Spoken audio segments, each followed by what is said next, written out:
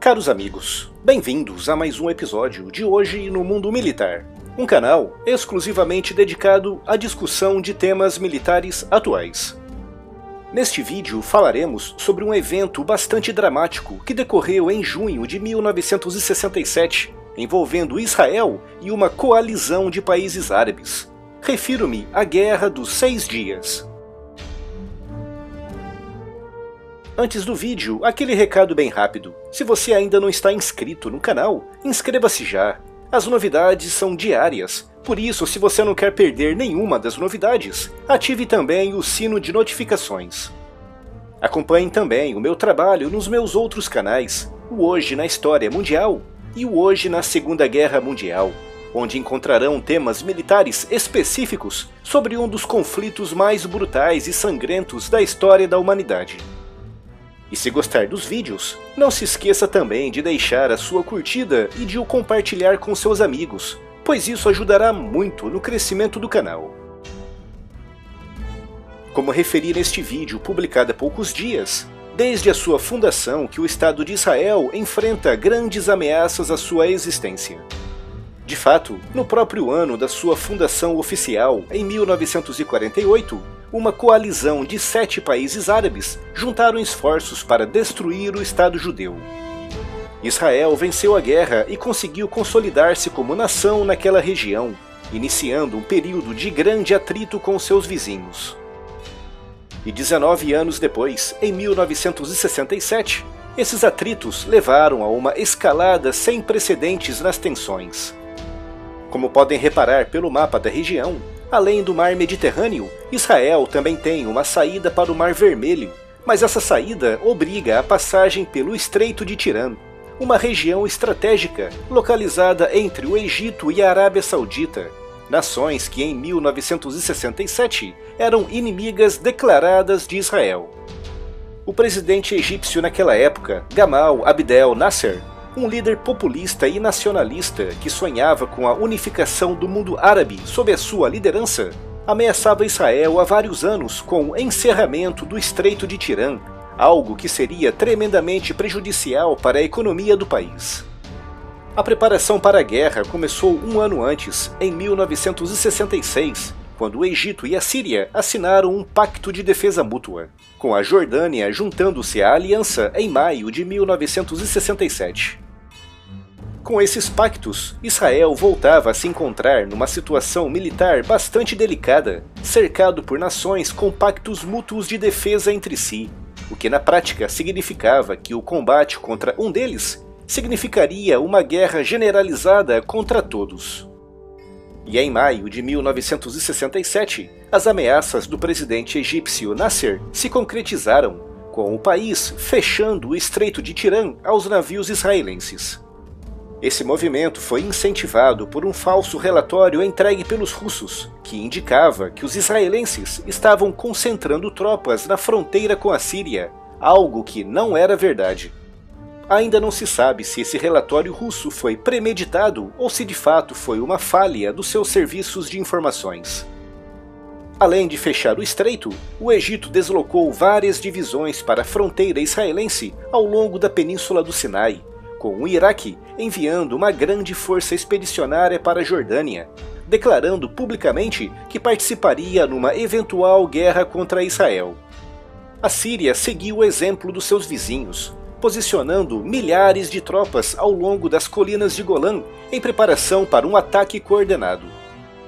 No início de junho de 1967, era essa a situação de Israel, ao sul, cercado por 150 mil egípcios, e a leste e nordeste, cercado por 300 mil jordanianos, sírios e iraquianos, acompanhados por cerca de 1.000 aviões de combate e uma força estimada em mais de 2.500 blindados e 1.000 peças de artilharia.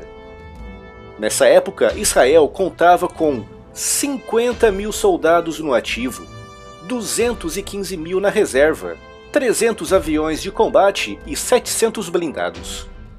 450 mil soldados árabes, enfrentando 50 mil soldados israelenses no ativo, apoiados por 215 mil reservistas. Como podem ver, as perspectivas para Israel em junho de 1967 eram tenebrosas, com o país encontrando-se numa situação tão má como estava em 1948, quando lutou pela sua sobrevivência. Em termos de blindados, os árabes estavam equipados com armas russas, na sua maioria blindados T-34-85 e o T-54-55. Os israelenses estavam equipados com armas norte-americanas, britânicas e francesas, com destaque para o M48 Patton, o britânico Centurion e o francês AMX-13. Em termos de aviões, os árabes operavam na sua maioria aviões soviéticos, como os caças MiG-21, MiG-19 e muitas unidades do MiG-17. Já os israelenses estavam equipados na sua maioria com caças franceses, com destaque para o Mirage 3. Diante dessa situação terrível, cercados por centenas de milhares de soldados inimigos, que aguardavam apenas uma ordem para atacar em conjunto a partir de 3 direções diferentes, Israel tinha apenas uma opção: atacar primeiro.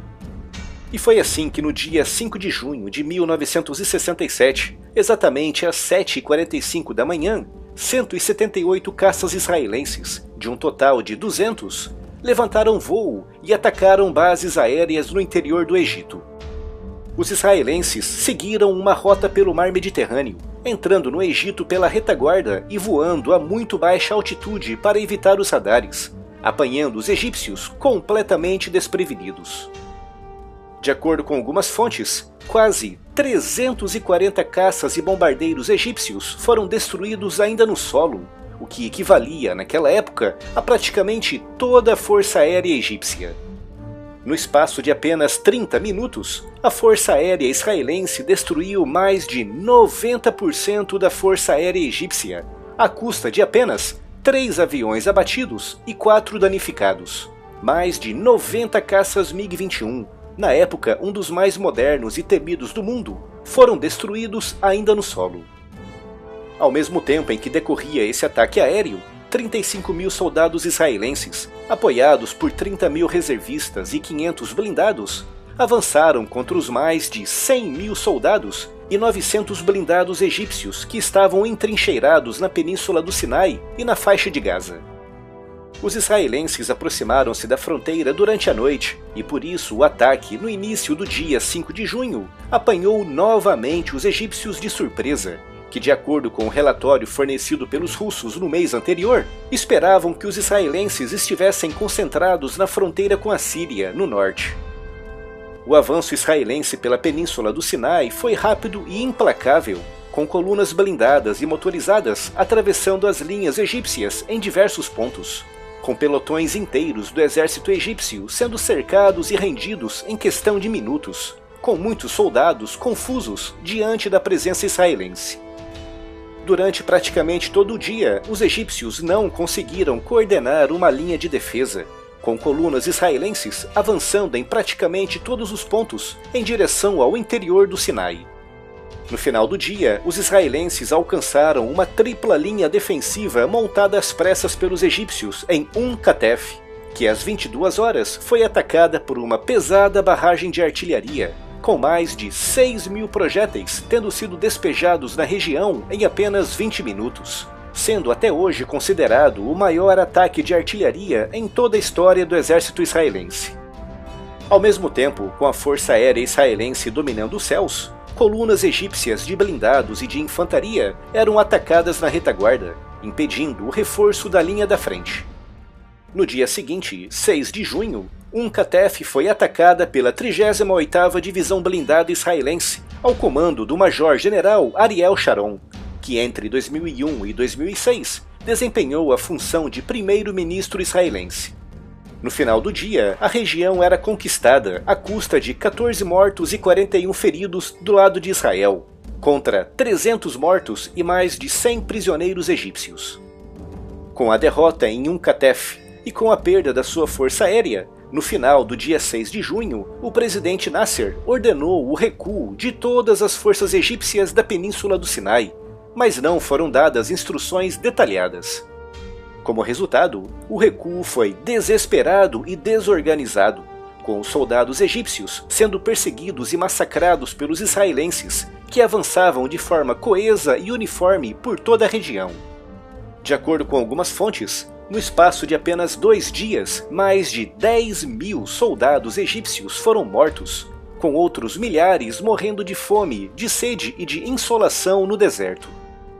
Na noite entre os dias 7 e 8 de junho, apenas 3 dias após o início da guerra, o exército israelense alcançou o Golfo e o Canal de Suez, capturando toda a península do Sinai e cercando o que restava do exército egípcio na região.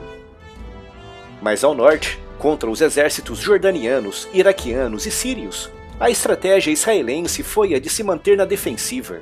No entanto, o presidente egípcio Nasser, ao constatar a sua derrota iminente logo ao fim de 24 horas de guerra, enviou relatórios falsos aos jordanianos, nos quais indicava que os egípcios estavam vencendo a guerra.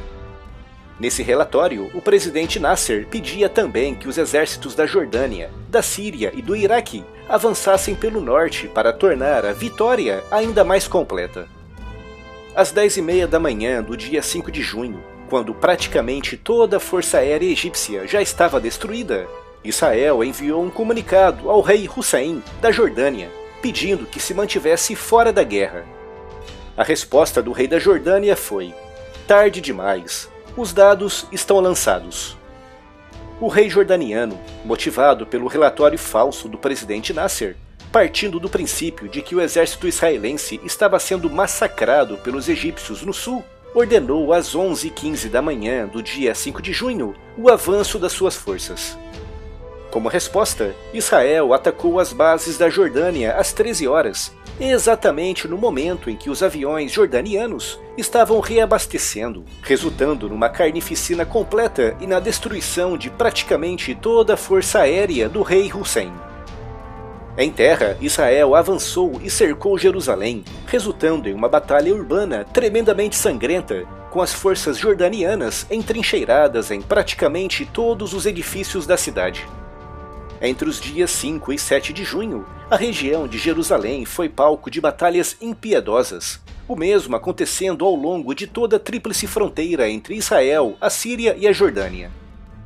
Os sírios, também motivados pelo relatório falso do presidente egípcio, juntaram-se à ofensiva, mas o seu avanço foi imediatamente interrompido pelas forças israelenses na região, com os sírios limitando-se a bombardear as cidades e aldeias israelenses próximas à fronteira. Mas nas colinas de Golã decorreram intensas batalhas em bunkers, zonas urbanas e posições fortificadas, com os israelenses armados com submetralhadoras Uzi, em vantagem em relação aos sírios, armados com grandes fuzis de assalto AK-47, mais indicados para o combate em áreas abertas.